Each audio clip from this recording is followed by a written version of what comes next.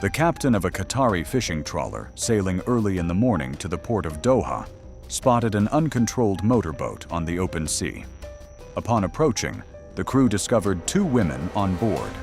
One of them, later identified as an Indonesian citizen, was dead from extensive blood loss caused by a wound that experts later identified as the result of a hunting arrow. The second, an Egyptian citizen, was in a state of deep shock and severe dehydration.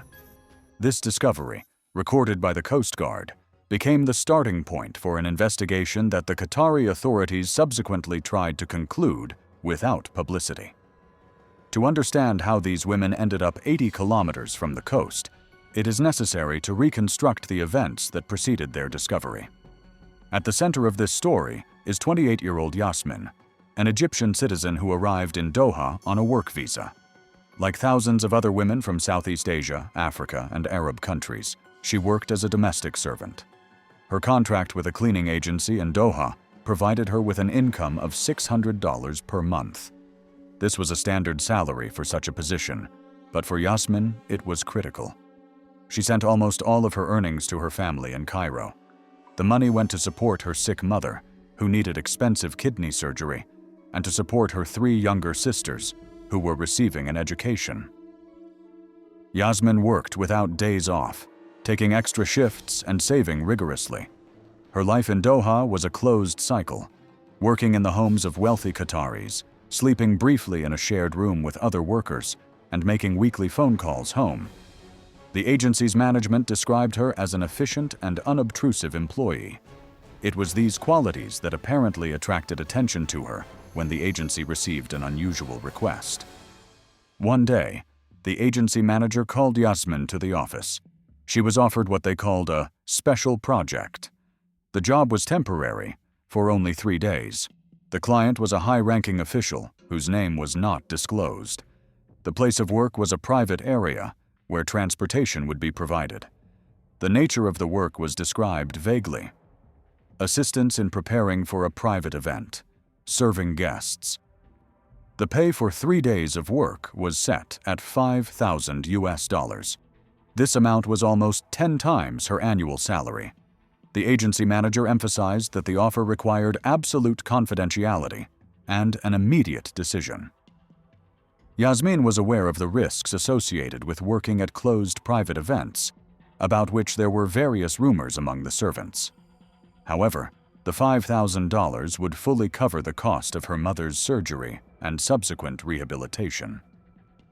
After a moment's thought, she agreed.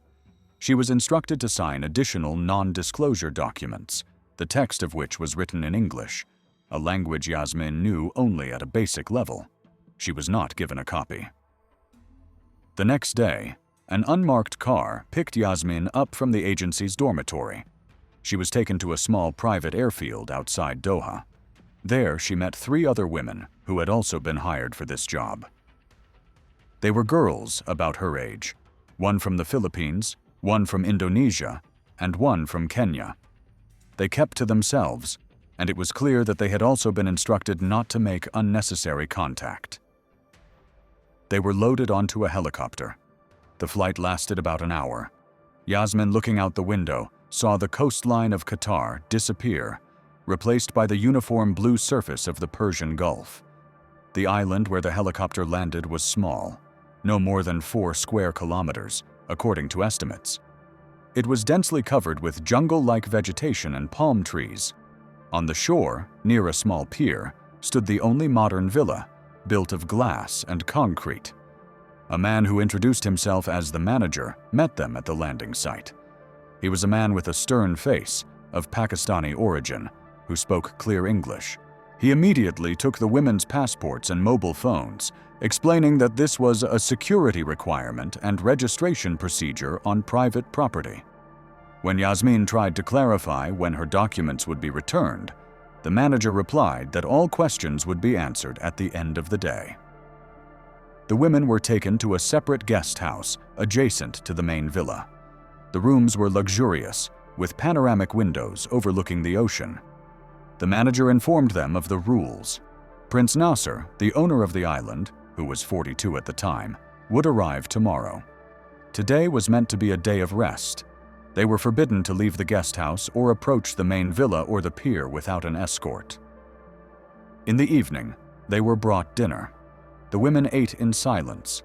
The tension between them was growing. They found themselves completely isolated, 80 kilometers from the mainland, without documents, without communication, on an island belonging to a man they had never seen. Yasmin's attempts to talk to the others were unsuccessful. They were frightened and clearly did not want to break the established rules. Towards evening, Yasmin was left alone in her room. She looked around the room. In the closet, in addition to a bathrobe, she found a neatly folded set of dark-colored sportswear and a pair of new sneakers that fit her perfectly. The same clothes, as she later learned, had been prepared for the others. This was the last detail she remembered before falling asleep, exhausted from the flight and nervous tension.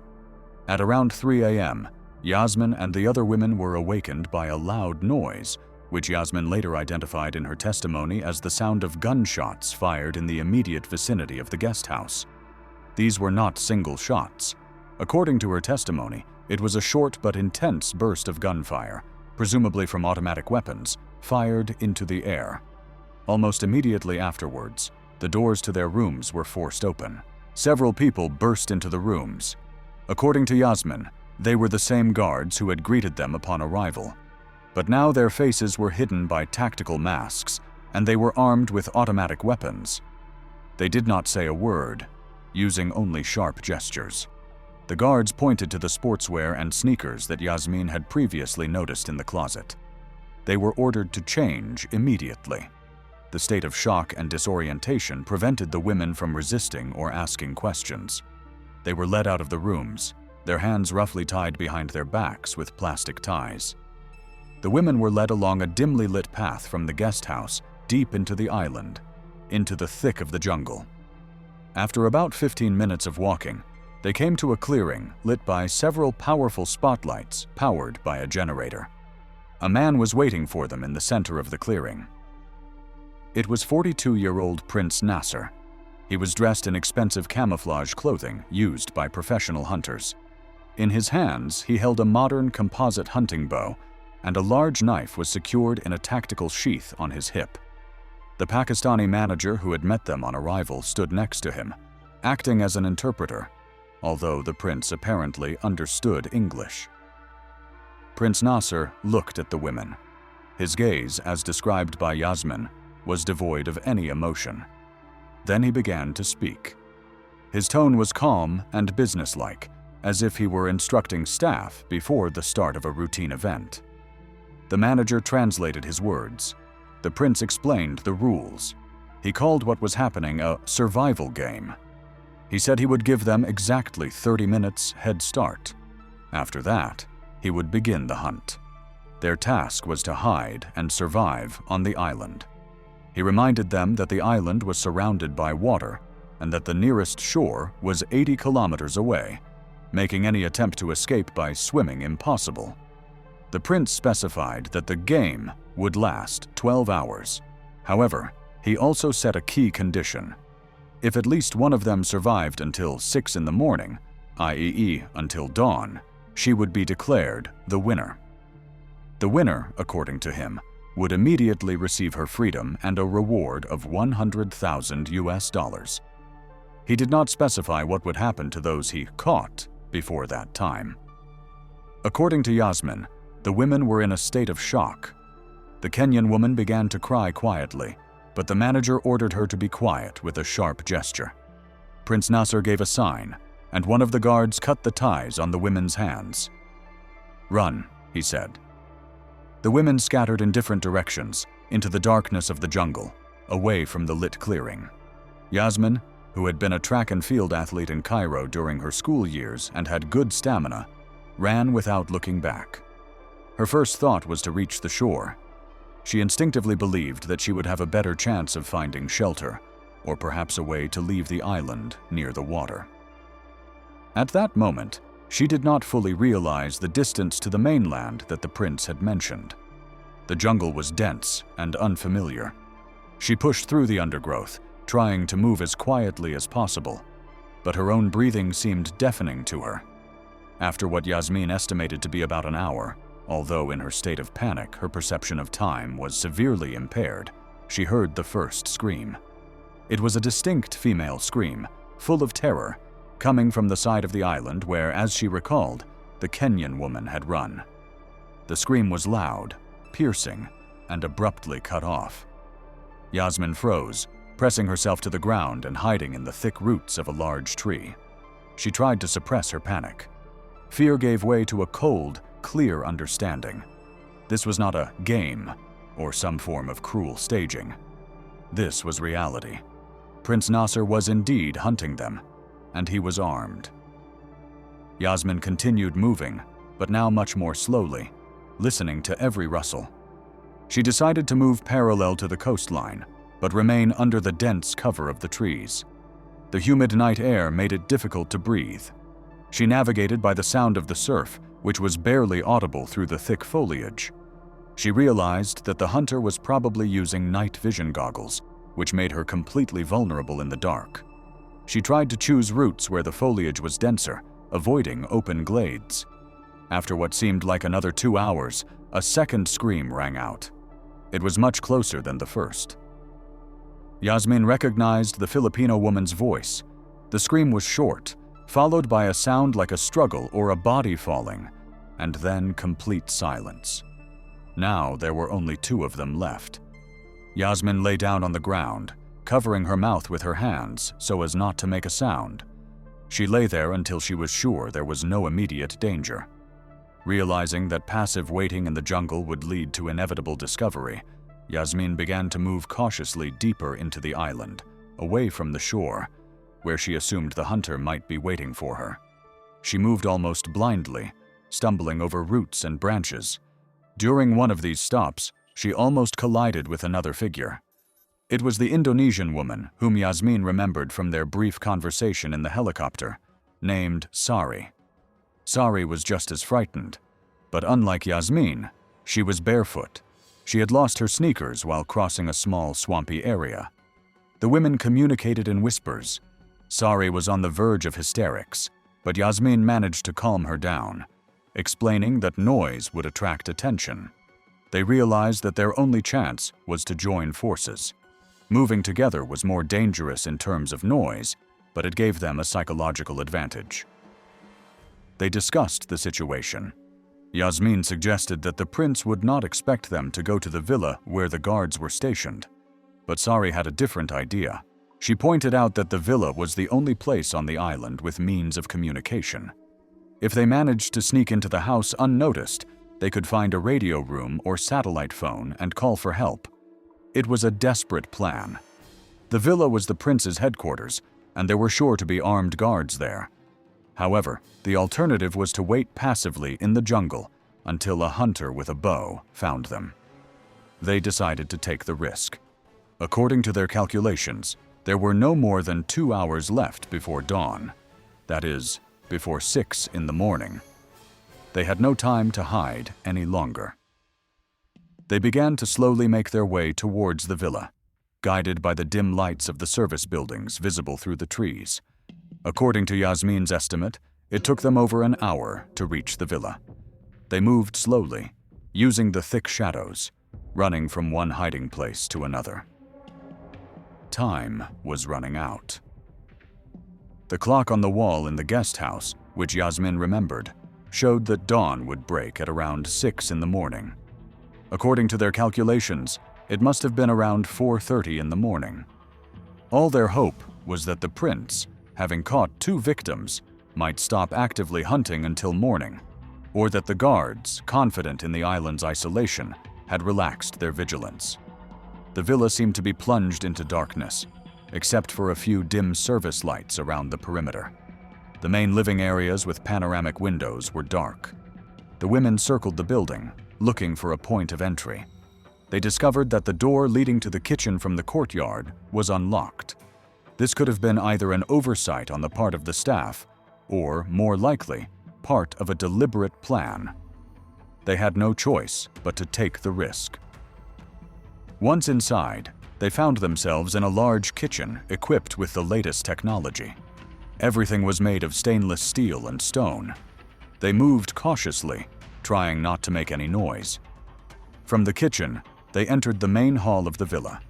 Moonlight streaming through the glass walls created deceptive lighting.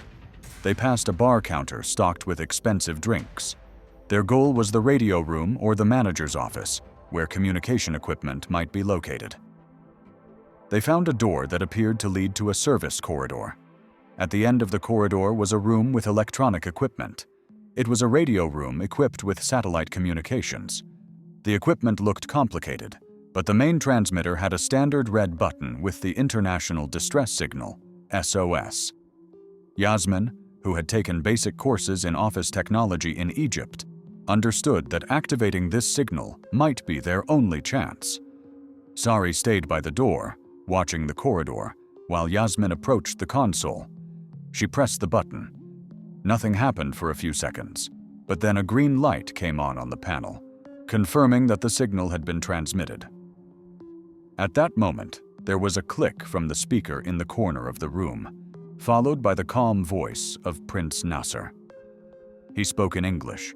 He congratulated them on making it to the final. At that moment, a bright light flashed in the hallway and in the wheelhouse itself. The women were blinded. Prince Nasser stood in the doorway. He was calm, holding the same hunting bow, but this time with an arrow nocked. He was not alone. The Pakistani manager stood behind him, blocking the exit. The prince slowly raised his bow. He was not aiming at Yasmin, who was standing at the console, but at Sari, who was frozen in the doorway. Sari screamed, but did not have time to move. The prince released the bowstring. There was almost no sound of the shot, just a dry click and a whistle. The arrow with a hunting tip entered Sari's thigh deeply, a few centimeters from the femoral artery. Sari collapsed to the floor, her scream turning into a moan. Dark blood immediately began to soak through her sweatpants and spread across the light-colored floor of the hallway. Yasmin, seeing this, reacted instinctively. She was no longer a victim paralyzed by fear. She acted out of desperation. Without thinking, she turned to the bar counter, which was a few steps away from the radio room in the main hall. The prince, obviously enjoying the moment, was slowly turning toward her, perhaps to reload his bow, or simply to speak. Yasmin grabbed a heavy, full bottle of whiskey from the bar counter. With all the strength she could muster, she hurled it at the prince. She aimed for his head. The bottle struck Nasser in the temple. There was a dull thud and the sound of breaking glass. The prince made no sound. He simply collapsed to the floor like a mannequin and lay motionless, briefly losing consciousness. The manager, standing behind him, was momentarily taken aback, not expecting such aggression. That moment was enough for Yasmin. She rushed to Sari. The Indonesian woman was conscious but in pain shock. "Run," Sari whispered. But Yasmin refused to leave her. She grabbed Sari under the armpits and dragged her across the floor, leaving a wide trail of blood behind her. The manager came to his senses and shouted, apparently calling for security, who, Yasmin assumed, were sleeping in another wing of the villa. Yasmin dragged Sari across the main hall to the glass doors leading to the pier. She didn't weigh much, but for the exhausted Yasmin, it was an almost impossible task. She pulled her onto the wooden deck of the pier. Several boats were moored at the dock, including the one that was apparently supposed to be used for the morning's fishing or sea trip, a small but powerful motorboat. Yasmin dragged Sari to the side and, with superhuman effort, lifted her inside. She jumped in after her. In desperation, she looked at the control panel. To her utter amazement, and perhaps as another detail of the prince's diabolical plan or simple negligence on the part of the staff, the key was in the ignition. Yasmin had never driven a boat in her life. She turned the key. The engine roared to life, breaking the silence of the night. Shouts came from the villa. Security guards ran out to the pier. Yasmin desperately pulled the lever she assumed was responsible for movement. The boat lurched forward, hitting the dock, but broke free into open water. Yasmin steered the bow away from the island, into the darkness of the open sea. Almost immediately, she heard the roar of a second, more powerful engine. The guards were starting up a pursuit boat. The race for survival continued on the water. Yasmin had no idea how to navigate. She simply steered the boat straight ahead, while Sari moaned and bled on the floor of the boat. Yasmin tried to steer with one hand and hold Sari's wound with the other, but it was useless. There was blood everywhere. The chase continued in the pre-dawn darkness. The security boat was faster, but Yasmin maneuvered desperately, albeit clumsily. Dawn was breaking. The sky in the east turned gray, and in that first light, Yasmin saw a silhouette. It was not the security boat, which had fallen behind for a while, but a large vessel. It was a Qatari fishing trawler heading for the port of Doha. The captain of the vessel, as he later reported to the Coast Guard, noticed a small boat moving erratically with 2 women on board. When the trawler got closer, the crew saw a scene they couldn't explain. One woman, covered in blood, was lying unconscious, while the other, severely dehydrated, was trying to get their attention before she lost consciousness herself. The fishermen pulled both women on board. The trawler's crew immediately administered first aid, using their onboard medical kit, but Sari's injuries were too severe. The captain contacted the Qatar Coast Guard by radio, reporting an emergency situation, the discovery of 2 injured women on the open sea. He was ordered to proceed to the port of Doha at maximum speed and was informed that an ambulance crew and the police would be waiting for them at the port. Upon arrival in Doha, the pier was already cordoned off by security personnel. The medical team immediately transferred both women to ambulances. Sari, who was unconscious, was rushed to the operating room at Hamad Main Hospital. Yasmin, who was in a state of deep psychological shock and physical exhaustion, was also hospitalized. An hour after arriving at the hospital, Sari died on the operating table.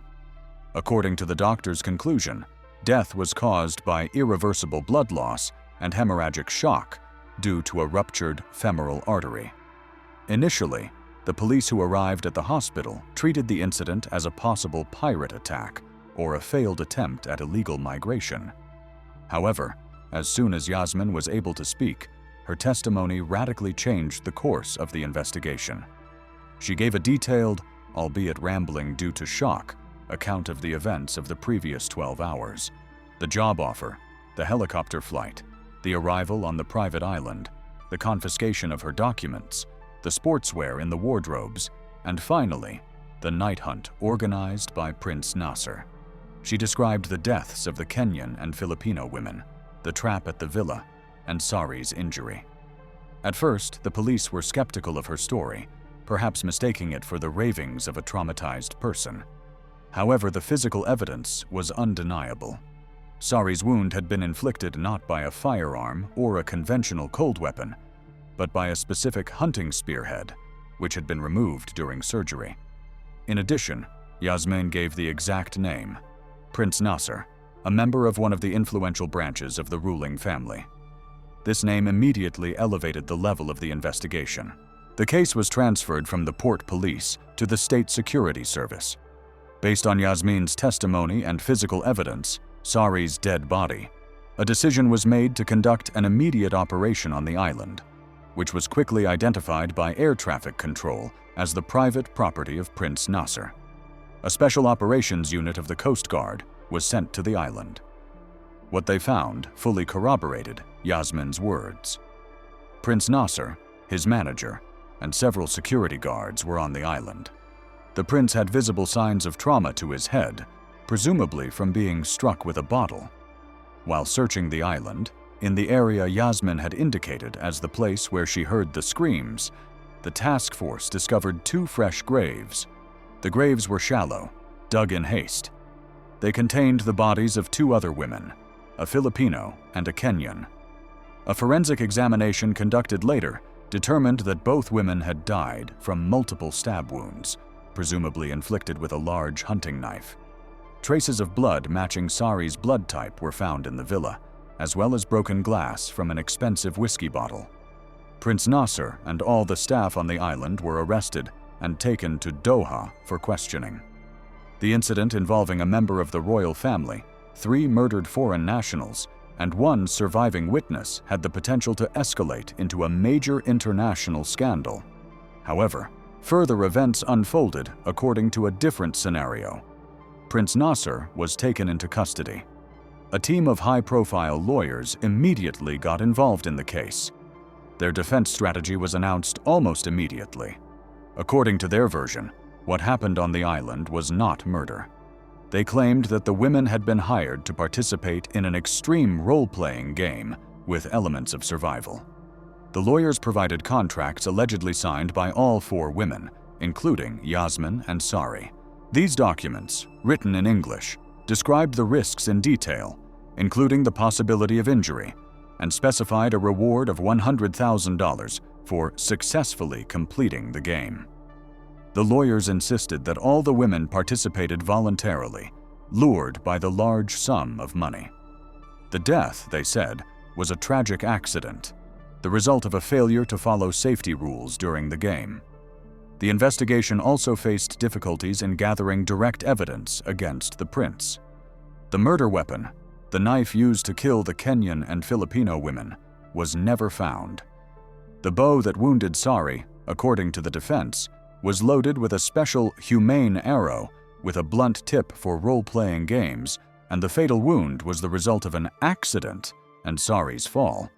Yasmin's testimony was the only direct accusation, but she was an interested party, and the defense insisted that she had violated the terms of her contract and was now trying to avoid responsibility for the tragedy. 3 days after his arrest, Prince Nasser was released from custody due to a lack of direct evidence linking him to the actual commission of the murders. The manager took responsibility for insufficient security arrangements for the event. As for Yasmin, her position quickly changed from that of a witness to that of a problem. She was in the hospital under guard, effectively in isolation.